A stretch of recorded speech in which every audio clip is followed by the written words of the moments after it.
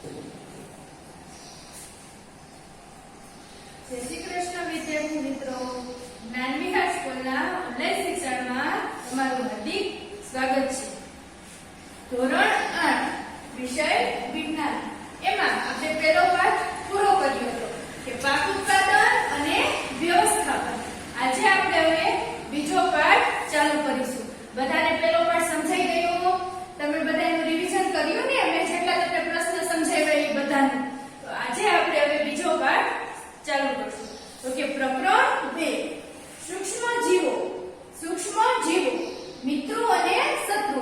ઘણા સૂક્ષ્મ જીવો એવા છે કે આપણા મિત્રો પણ છે અને ઘણા સૂક્ષ્મ જીવો એવા છે કે આપણા શત્રુ પણ છે।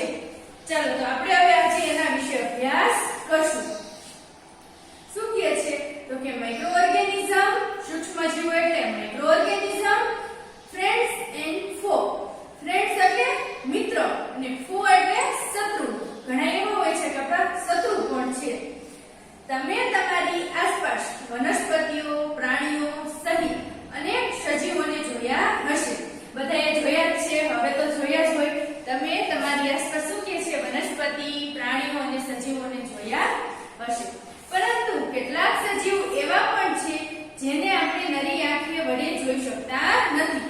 આપણે ખબર જ છે કે કેટલાક સજીવ એવા છે કે જેને આપણે નરી આંખ વડે જોઈ શકતા નથી। જેમ કે વાયરસ છે, આપણે કોઈને તાવ આવે તો આપણે એના વાયરસ દેખાય છે, બેક્ટેરિયા છે, ઘણા એવા છે આપણે જોઈ શકતા નથી। નરી આંખે આપણે જોઈ શકીએ છીએ, આપણે એને જોઈ શકતા નથી। આપણે જોઈ નથી શકતા એ સારું છે, નહીતર આપણે શું થાય? જોઈ શકીએ ને તો આપણે એમ થાય આ હા ગમે એટલો આપણો પાણીનો ગ્લાસ એકદમ સ્વચ્છ હોય ને એમાં ઘણા વાયરસ ને અસંખ્ય બેક્ટેરિયા જોઈતા હોય। જો આપણે એને નરી આંખે જોઈ શકતા તો આપણે પાણી પણ ન પીએ। આપણે એમ થાય આટલા બધામાં જોઈતા છે વાયરસ ને બેક્ટેરિયા, એટલા માટે શું છે આપણે એને નરી આંખ વડે જોઈ શકતા નથી। તેને સૂક્ષ્મ જીવો કહીએ છીએ। શું કે છે? જેને આપણે નરી આંખ વડે જોઈ શકતા નથી તેને આપણે સૂક્ષ્મ જીવો કહીએ છીએ। જેને આપણે નરી આંખ વડે જોઈ શકતા નથી તેને સૂક્ષ્મ જીવો કહીએ છીએ। એની નીચે અંડરલાઈન કરજો। સૂક્ષ્મ જીવો એટલે શું? તો કે સાદી વ્યાખ્યા કે સૂક્ષ્મ જીવો એટલે કે જેને આપણે નરી આંખે જોઈ શકતા નથી એને સૂક્ષ્મ જીવો કહેવાય। ઉદાહરણ તરીકે તમે જોયું હશે કે ચોમાસામાં ભેજયુક્ત બ્રેડ સડવા લાગે છે। આપણે જોયું જ હશે, આપણે ક્યાંક આમ બ્રેડ નાખી દીધી હોય અઠવાડિયામાં તો શું થાય? તો કે ચોમાસામાં ઉનાળાની ઋતુ, ચોમાસામાં ભેજવાળું વાતાવરણ હોય એટલા માટે શું થાય? તો કે ભેજયુક્ત વાતાવરણમાં બ્રેડ શું થાય? સડવા લાગે તથા તેની સપાટી પર સફેદ રાખોડી ધબ્બા પડી જાય છે અને તેની સપાટી ઉપર કેવા એકદમ આમ સફેદ સફેદ ફૂગ પડી જતી હોય અથવા તો રાખોડી કલરના ધબ્બા થઈ જાય। આપણે કહે ને ધબ્બા એટલે નાના નાના ઝીણા ઝીણા ટપકા ધબ્બા થઈ જાય, એવા ધબ્બા પડી જતા હોય છે। આ ધબ્બાને બિલોડી કાચની મદદથી જુઓ। એમ કે છે કે આ ધબ્બા હોય ને એ આપણે દેખાય ખરા પણ એકદમ આપણે સ્પષ્ટ જોવા હોય ને તો શેનો ઉપયોગ કરવાનો? તો કે બિલોડી કાચની મદદથી આપણે જોવાનું। તમે સૂક્ષ્મ કાળી ગોળાકાર રચનાઓ જોશો। એમાં તમે એકદમ સૂક્ષ્મ કાળી હોય, ગોળાકાર હોય, ગોળાકારમાં હોય, કોઈ પણ શેપમાં, કોઈ પણ આકારમાં હોય એવી તમે રચનાઓ જોશો। શું તમે જાણો છો કે આ રચનાઓ શું છે? તમે જાણો છો કે આ રચનાઓ શું છે? આ ક્યાંથી આવી છે? એમ કે આ ક્યાંથી આવે છે? આપણે તો કઈ એને ઉગાડતા નથી, ફૂગ છે કે આપણે તેને કહેતા નથી કે આના ઉપર કેવી રીતના થાય, તો એ ક્યાંથી આવતી હશે? ફૂગ કે બધું શું કહે છે? તો કે 2.1 આજે આપણે 2.1 અભ્યાસ કરીશું સૂક્ષ્મ જીવો।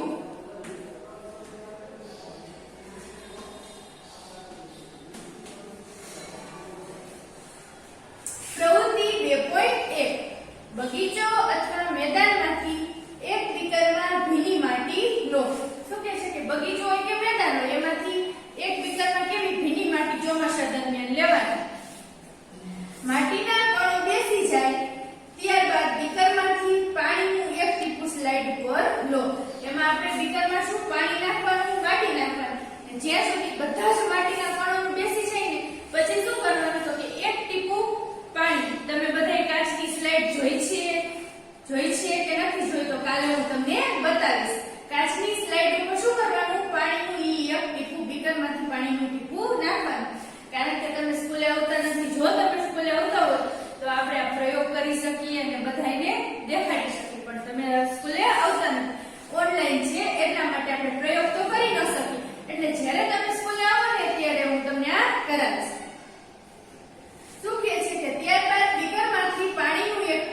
સ્લાઇડ પર લો અને તેને માઇક્રોસ્કોપની મદદથી અવલોકન કરો. તમને શું દેખાય છે? એમ કહે છે કે માઇક્રોસ્કોપની મદદથી શું કરવાનું? અવલોકન કરવાનું. એમાં તમને શું દેખાય છે? કાલે હું તમને બધાને સ્લાઇડ બતાવીશ. પ્રવૃત્તિ 2.2 કાલે મારી પાસે ઘરે પડી છે, હું લાવીશ એટલે તમને બધાને સ્લાઇડ બતાવીશ કે આને શું કહેવાય? સ્લાઇડ કહેવાય. તળાવમાંથી પાણીના કેટલાક ટીપા લો. પછી શું કરવાનું? હવે આપણે બીકરમાંથી મેદાનમાંથી માટી લઈ અને પાણી નાખી અને આપણે એના ટીપા લીધા ને એની પ્રવૃત્તિ જોઈ કે આપણે શું રિઝલ્ટ મળ્યું. તો હવે શું કરવાનું છે? તો કે આપણે તળાવમાંથી પાણીના કેટલાક ટીપા લો, તેને કાચની સ્લાઇડ પર ફેલાવીને માઇક્રોસ્કોપની મદદથી અવલોકન કરો. શું કહે છે? જે આપણે તળાવના પાણીના ટીપા લીધા હોય ને એને આપણે શું કરવાનું? તો આપણે સ્લાઇડ ઉપર 2 ટીપા નાખવાના, પછી કાચની મદદથી એને ફેલાવવાના. એટલે તમે આમ સેસ કરો એટલે ફેલાઈ જાય ટીપા અને પછી આપણે એને માઇક્રોસ્કોપમાં જોવાનું. શું તમને સૂક્ષ્મજીવોનું હલનચલન કરતા દેખાય છે? એમ કે છે શું તમને એમાં સૂક્ષ્મજીવો હલનચલન કરતા દેખાય છે? તો કે હા, આપણને એમાં સૂક્ષ્મજીવો દેખાય. ઘણા એવા સૂક્ષ્મજીવો હોય કે માટીમાં રહેતા હોય અથવા તો પાણીમાં રહેતા હોય. એ જ રીતના એટલે આપણને સૂક્ષ્મજીવો દેખાશે. આ અવલોકન પરથી ખ્યાલ આવે છે કે માટી તેમજ પાણીમાં નાના નાના સૂક્ષ્મજીવો રહે છે. શું કહે છે? કે આ અવલોકન પરથી ખ્યાલ આવે છે કે માટી અને પાણી બંનેમાં નાના નાના સૂક્ષ્મજીવો રહે છે. જો કે તે દરેકને સૂક્ષ્મજીવોની કક્ષામાં મૂકી શકાતા નથી. બધાને સૂક્ષ્મજીવોની કક્ષામાં મૂકી શકાતા નથી. અલગ અલગ હોય. કોઈ બેક્ટેરિયા હોય, કોઈ વાયરસ હોય, કોઈ ફૂગ હોય, કોઈ લીલ હોય. એટલા માટે આપણે બધાને સૂક્ષ્મજીવોની કક્ષામાં મૂકી શકીએ નહીં. આ સૂક્ષ્મજીવો એટલા નાના હોય છે કે તેને નરી આંખે જોઈ શકાતા નથી. આ સૂક્ષ્મજીવો કેવા હોય છે? એકદમ નાના નાના હોય છે કે આપણે એને નરી આંખે ન જોઈ શકીએ. માઇક્રોસ્કોપની મદદથી. ઈ કેવા માઇક્રોસ્કોપ? કે ઉચ્ચ ક્વોલિટીના, સારી ગુણવત્તાના માઇક્રોસ્કોપ હોય ને એને આપણે એકદમ મસ્ત રિફ્રેશ કરી અને શું કરી જોઈ શકીએ. એમાંના કેટલાક જેવા કે બેડ પર ઉગવાવાળી ફૂગને બિલોની કાચની મદદથી જોઈ શકાય છે. એમાંના કેટલાય એવા છે કે આપણે હમણાં જ કીધું કે બેડ ઉપર જે ફૂગ ઉગે ને એને આપણે બિલોની કાચ લઈ તોય આપણે એને જોઈ શકીએ છીએ, પણ વાયરસને આપણે જોઈ શકીએ નહીં. જ્યારે અન્યને માઇક્રોસ્કોપની મદદ વગર જોઈ શકાતા નથી. ઘણાએ આપણને કીધું ને અત્યારે કે માઇક્રોસ્કોપની મદદ વગર દેખાય જ નહીં. ને ઘણી એવી ફૂગ એવી છે કે જે આપણે બિલોની કાચથી જોઈ પણ શકીએ છીએ. આ જ કારણ છે કે તેને આપણે સૂક્ષ્મજીવો કહીએ છીએ. એનું આ જ કારણ છે કે આપણે જેને નરી આંખે નથી જોઈ શકતા ને એને આપણે શું કહીએ છીએ? સૂક્ષ્મજીવો. સૂક્ષ્મજીવોને 4 મુખ્ય વર્ગોમાં વિભાજિત કરવામાં આવે છે. સૂક્ષ્મજીવોને કેટલા વર્ગમાં વિભાજિત કરવામાં આવે છે? તો કે મુખ્ય 4 ભાગમાં વિભાજિત કરવામાં આવે છે. જેમ કે બેક્ટેરિયા,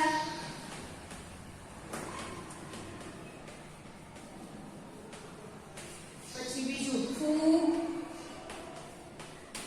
ત્રીજું વાયરસ અને ચોથું લિંગ. સૂક્ષ્મજીવોને આપણે કેટલા ભાગમાં વિભાજિત કર્યા? તો કે 4 ભાગમાં. એમાં પહેલું બેક્ટેરિયા, બીજું ફૂગ, ત્રીજું પ્રજીવ એટલે વાયરસ અને કેટલી લિંગ. અહીંયા શું લખી નાખશું આપણે? પ્રજીવ લખું તો પણ ચાલશે. પ્રજીવ અથવા તો વાયરસ અને લિંગ. આમાંના કેટલાક સામાન્ય સૂક્ષ્મજીવો આકૃતિ 2.1 અને 2.4 માં દર્શાવવામાં આવે છે, જે તમને પેજ નંબર 18 ઉપર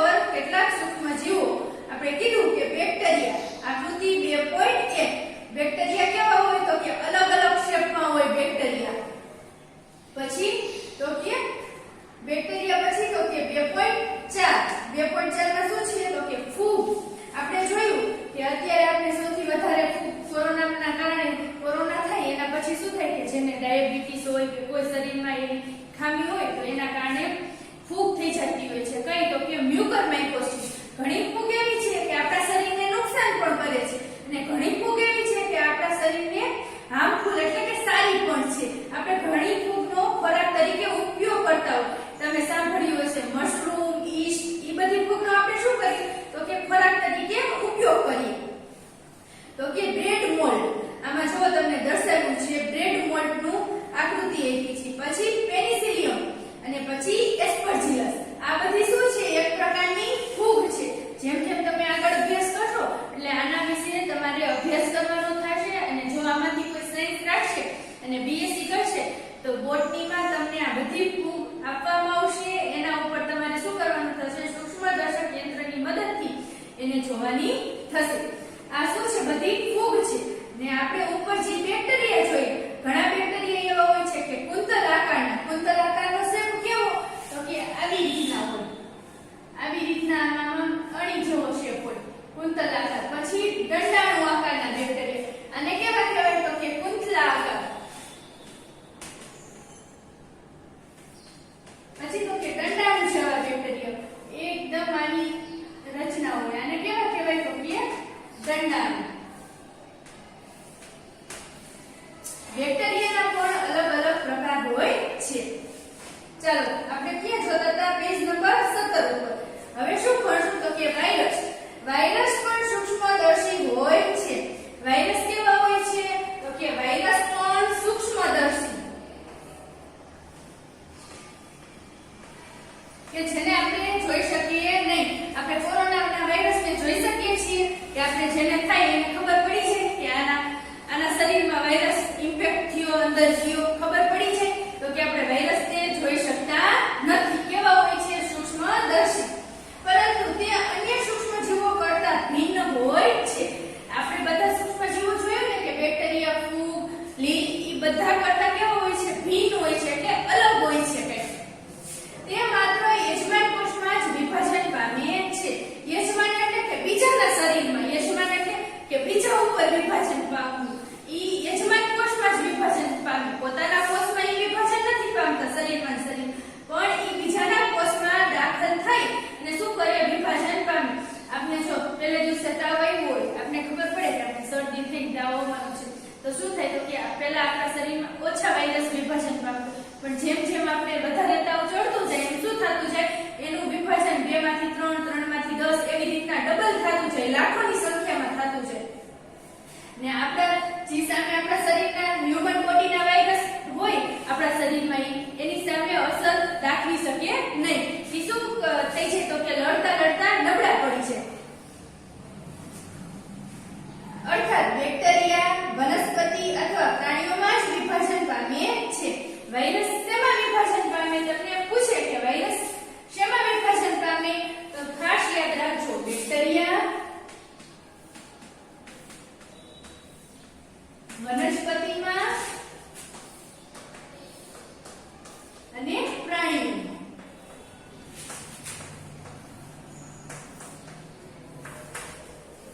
આપણે એવું તો નથી ને કોરોના ફક્ત મનુષ્યને કોરોના પ્રાણીઓમાં થાય બીજા રોગ જે આપણે પ્રાણીઓથી આપણને થતા હોય એવા પણ ઘણા રોગ છે.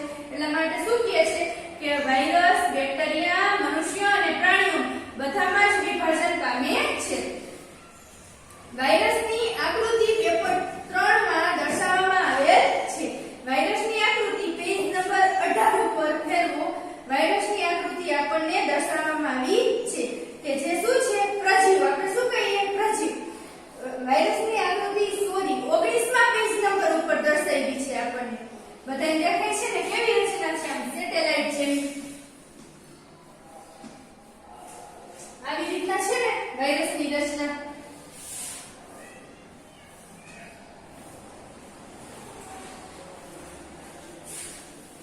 ચાલો પેજ નંબર આપણે હતા ત્યાં 17 ઉપર કેટલાક સામાન્ય રોગો જેવા કે શરદી, ઇન્ફ્લુએન્ઝા અને ઉધરસ વગેરે વાયરસ દ્વારા થાય છે. ઘણા એવા ચેપી રોગ હોય આપને ખબર જ છે કે આપણે સ્કૂલમાં આવતા હોય તો એકને શરદી થઈ હોય એટલે આપણે બાજુમાં જઈએ તો આપણે પણ શરદી થાય. ઉધરસ એવી જ હોય શું હોય ચેપી હોય. એટલા માટે ઘણા રોગો એવા છે કે જે આપણે વાયરસથી થતા હોય તો કે શરદી, ઉધરસ અને ઇન્ફ્લુએન્ઝા. કેટલાક વિશેષ રોગો જેવા કે પોલિયો,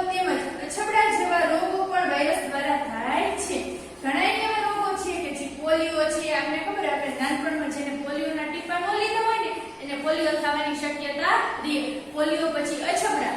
અછબડાની પર શું આવે? રસી આવે. એ બધું શું છે તો કે એની પહેલા ધીરે ધીરે ઈ બહુ થતા, અત્યારે તો હવે સાવ અછબડા અને પોલિયો ઓછા થઈ ગયા છે, કારણ કે એની શું આવી ગઈ છે? રસી આવી ગઈ છે. એટલા માટે તો કે અછબડા અને પોલિયો જેવા રોગો પણ વાયરસ દ્વારા થાય છે. ઝાડા અને મેલેરિયા જેવા રોગો પ્રજીવથી થાય છે. ઝાડા અને મેલેરિયા, આપણને ઝાડા થઈ ગયો, મેલેરિયા થયો તો શેનાથી થાય છે? પ્રજીવ દ્વારા થાય છે. જ્યારે ટાઇફોઇડ અને ટ્યુબરક્યુલોસિસ એટલે કે જે ટીબી, ઘણા લોકોને ટીબી થઈ જતી હોય, એ ટીબી બેક્ટેરિયા દ્વારા થાય છે. આપણે ટાઇફોઇડ થઈ ગયો હોય ને તો એ ટાઇફોઇડ અને ટ્યુબરક્યુલોસિસ શેનાથી થાય છે? બેક્ટેરિયા દ્વારા. જ્યારે આપણને પોલિયો અને અછબડા શેનાથી થાય છે તો કે વાયરસ દ્વારા. ઝાડા અને મેલેરિયા શેનાથી થાય છે તો કે પ્રજીવ દ્વારા. તમે આમાંથી કેટલાક સૂક્ષ્મજીવો વિશે ધોરણ 6 અને 7 માં અભ્યાસ કરી ચૂક્યા છો. કર્યો છો ને તમે અભ્યાસ ધોરણ 6 અને 7 માં? તો આજે તમારે વાયરસ મેં તમને જેટલું સમજાવ્યું એના વિશે હોમવર્કમાં ટૂંક નોંધ લખવાની છે કે વાયરસ શું છે. મેં સમજાવ્યું ને, સૂક્ષ્મદર્શી હોય છે, તે અન્ય સૂક્ષ્મજીવો કરતા